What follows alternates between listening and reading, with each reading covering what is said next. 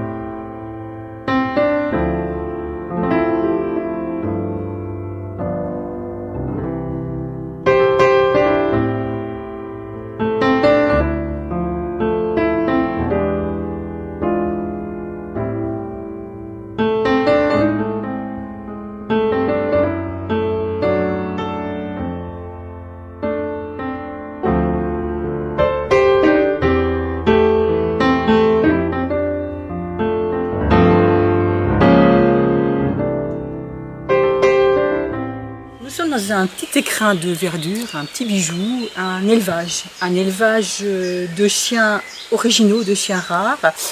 Et nous sommes avec Véronique, qui est la patronne, si on peut dire, de cet élevage. Alors Véronique, votre élevage n'est pas un élevage courant, c'est pas un élevage industriel, c'est un élevage familial. Alors pourquoi ce choix ? Alors, d'abord, j'ai décidé de devenir éleveuse parce que j'adorais les chiens. C'est une passion. C'est un métier passion, en fait. Un vrai métier, mais par passion.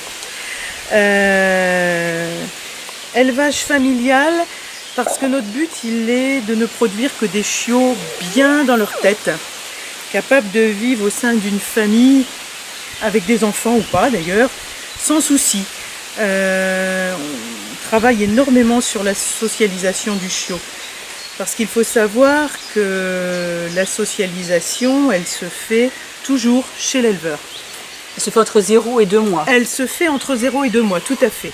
Si elle n'est pas faite à 2 mois, elle ne pourra jamais se faire. Après, tout ce qui doit entrer dans la tête d'un chiot, ça entre 0 et 2 mois. Alors, dans les familles, après, quand les gens les ont adoptés, bien sûr, ils doivent faire leur travail d'éducation. Mais ça reste le travail des familles après. Mais on différencie bien socialisation et éducation, c'est pas du tout la même chose. C'est pas du tout la même chose. Mais pour qu'un chien puisse être parfaitement éduqué, pour que les gens n'aient pas trop de mal à éduquer leur chien, il faut qu'il soit socialisé. S'il n'y a pas de socialisation, éducation impossible derrière.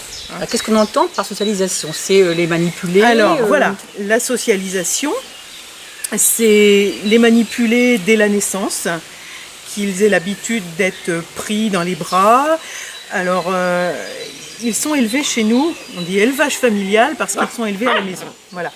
Donc ils connaissent les bruits des voix des adultes, des enfants, de leurs congénères, des autres chiens aussi, parce que en particulier ici on a 2 races, le Braque de Weimar poil long et le Teckel poil long, donc ils se connaissent entre petits chiens, grands chiens, chiens adultes, chiens à la retraite aussi, comme notre Faustine ici. Et les chats, on a Lucky qui est un chat-chien là. Les chats vivent avec nous à la maison aussi. Et voilà, le bruit de l'aspirateur, le bruit de la télévision, le bruit de la tondeuse, de tous les bruits environnants. Ce qui va faire des chiens qui ne seront pas peureux. Ce qui va en produire des chiens qui ne seront pas peureux, qui n'auront pas peur, qui ne vont pas aller se cacher sous le meuble quand la dame va venir passer son aspirateur, ou quand on écrase sa bouteille d'eau vide avant de l'acheter à la poubelle, il y a des chiens qui vont se cacher, qui ont peur. Le fait d'être élevé à la maison, d'être entre 0 et 2 mois, dès tout petits, ils sont baignés dans tous les bruits. Voilà, on font des chiens socialisés. Parce qu'on peut dire un élevage familial aussi, ça implique de ne pas avoir trop de chiots, trop de chiens à chaque fois. Vous n'avez pas des portées tout le temps, vous avez un nombre... portée à longueur d'année, surtout pas, et un nombre limité. Nous, on se limite à 50 chiots dans l'année, les 2 races confondues. Voilà, c'est le maximum. Parce que si vous avez trop de chiens, vous ne pouvez pas faire ce travail de socialisation. Évidemment, on ne peut pas avoir des chiens dans la maison partout, tout le temps, c'est pas possible. Nous, ils sont pas élevés au fond d'un chenil, au fond d'un champ. Encore une fois, nous ne sommes absolument pas marchands de chiens. Ça, c'est important à dire. Voilà. On se revendique éleveur familial, malgré que je suis quand même éleveur professionnel. Voilà, j'ai mon certificat de capacité, on a toutes nos déclarations de fait, bien sûr, mais éleveur familial quand même. On ne s'improvise pas éleveur de toute façon. On ne s'improvise pas éleveur.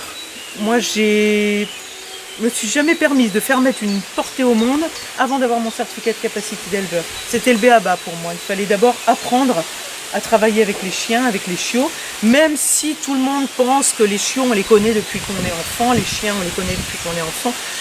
Oui, mais ça ne fait pas de nous un éleveur, et ça s'apprend d'être éleveur. Parce qu'il y a plein de contraintes, il ne faut pas croire, c'est mignon les chiots à regarder comme ça, il ne faut pas croire que voilà, c'est tout rose, c'est toujours tout propre, tout beau. Non, non, non, non. Une portée de braque de Weimar, quand vous avez 8 ou 10 chiots braque de Weimar, il ne faut pas oublier que toute la journée, ça fait pipi caca et qu'il faut nettoyer tout ce petit monde à longueur de temps. Il faut avoir du temps, il faut être à la maison. Oui, ça implique que vous devez être... il y a des éleveurs qui sont quelquefois au travail, qui viennent chez eux. Vous êtes toujours là, on est toujours là. Voilà, c'est notre seule... particularité aussi. Mon seul travail, c'est ma seule activité, c'est ma seule profession, voilà. Parce que quand on part travailler à l'extérieur, effectivement, quand on rentre le soir, si on a été absent, on ne peut pas socialiser les chiots, on ne peut pas s'en occuper. Je n'imagine même pas comment font les gens qui partent dans la journée, qui rentrent le soir et qui trouvent leur portée de braque de Weimar plein de caca. Ils n'ont pas le temps de leur donner un bain. Vous voyez la petite baignoire là-bas avec le shampoing. Tout à l'heure, ils ont eu leur bain avant que le vétérinaire vienne les vacciner et leur faire leur identification, parce que c'était le grand jour pour eux. Pour les petits braques, c'est ça. Pour les petits braques de Weimar, voilà. Qui prennent 2 mois, là, aujourd'hui. Qui sont tout beaux, tout mignons voilà. et adorables.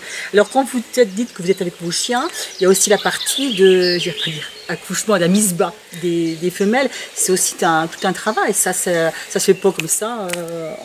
Ah ben non, parce que les chiennes, en général, elles ont pris l'habitude de commencer leur mise-bas à 10h ou 11h le soir. Donc on passe des nuits blanches en mise-bas, voilà, à surveiller que tout se passe bien, et pour la chienne, pour la rassurer, pour l'aider à sortir les chiots, et puis pour éviter les morts aussi à la naissance, parce que quand elles ont du mal, que ce soit leur première portée ou pas, hein, la première portée peut tout à fait se passer sans souci, et puis la deuxième, pour X raisons, vous ne savez pas pourquoi, elle a fait 1 chiot, 2 chiots, 3 chiots, tout s'est bien passé, le 4e, il a du mal à sortir, on ne sait pas pourquoi. Ben, il faut être là pour couper le cordon, il faut être là pour vite enlever la poche pour pas qu'il se noie dans sa poche d'eau. Pour les mettre à téter aussi. C'est vraiment une surveillance de tous les instants. Parce que certaines chiennes systématiquement vont les laisser téter, et puis d'autres pas, donc il faut les mettre aux mamelles pour que les chiots puissent téter le colostrum, ce qui est super important. Voilà, donc ça c'est vraiment un travail de... Alors vous parliez de race, effectivement, le braque de Weimar à poil long, le teckel à poil long, en plus avec des couleurs particulières. Ce ne sont pas des races courantes. Pourquoi ce choix de ces races-là ? Alors, on a fait le choix de races par passion aussi. Voilà, des chiens qu'on aime. On n'avait absolument pas envie d'élever des chiens de mode. Il fallait absolument que ce soit des chiens qu'on aime. Moi, je pense qu'on ne peut pas élever des chiens qu'on n'aime pas. Il faut connaître la race par cœur et il faut les aimer pour les élever. Alors, le poil long, c'est vraiment des chiens, que ce soit en braque de Weimar ou en teckel, très calme, très posé, plus que le poil court. Alors, le braque de Weimar poil court, attention, c'est un chien que j'adore aussi, j'en ai eu et je les aime beaucoup, mais j'ai trouvé, et par expérience, je me suis rendu compte que le poil long était vraiment plus posé, plus calme. Regardez notre Lola, là, c'est un amour, elle est posée. Les chiots, voilà, ils sont tranquilles, ils sont pas foufous, on les entend pas, ils sont juste à côté de nous, on les entend pas. Et... Alors quel est le prix de ces chiens? C'est important pour nos auditeurs de savoir combien coûte un braque de Weimar poil long. Le prix d'un braque de Weimar poil long, c'est 1 500 €, que ce soit mâle ou femelle. Pour la rareté aussi de la race, puisque nous ne sommes que 3 ou 4 en France à en élever. Donc maximum 40 chiots qui naissent en France par an. Oui, donc c'est très très rare. C'est très rare. La même chose en teckel crème. Voilà, il y en a très très peu. Donc un teckel crème, c'est 1 500 € aussi, que ce soit mâle ou femelle. Mais attention, alors vous allez me dire, on en trouve peut-être un petit peu à moins cher ailleurs. Nous, on fait de la sélection sur nos géniteurs. Attention à la lignée. Voilà, attention aux lignées. On ne fait pas de consanguinité. On travaille vraiment sur les lignées, voilà, pour que nos teckels crème restent des teckels, qui ne ressemblent pas à un moment à des chihuahuas ou à des chiens, à des chiots levrettés. On veut garder quand même les caractéristiques du teckel, et puis ne pas faire de consanguinité pour qu'il n'y ait pas de tare génétique. C'est important ça. Que ce soit des chiens qui soient bien dans leur tête. Alors, quand on parle d'un prix qui peut paraître excessif, j'imagine que vous faites des facilités de paiement. Oui. Alors on fait des facilités de paiement jusqu'en 3 fois. Je vous dis pourquoi jusqu'en 3 fois. Parce que la loi interdit de vendre un être vivant en un paiement au-delà de 3 fois. Voilà. C'est important à savoir. C'est la loi. On ne peut pas vendre un chien en 10 fois. Ça ne se fait pas. Parce qu'on estime que si les gens ne peuvent pas payer leur chien, ils ne pourront pas assumer derrière les frais de veto, les croquettes, tous les frais qui vont avec le chien, avec la petite boule de poil. Dans tous ces petits chiots que vous avez, il y en a qui sont disponibles tout de suite? Oui, il y en a qui sont disponibles pour le moment. Et puis d'autres qui vont être disponibles. Les tout petits bébés, oui, par derrière. Les petits bébés qui sont derrière. Voilà. Alors on vous dit, allez vous renseigner sur le site qu'on va marquer sur l'article. Et puis bien, il faut venir vous voir, mais sur rendez-vous, on précise bien. Uniquement sur rendez-vous. Voilà. Merci beaucoup Véronique. Je vous en prie, merci.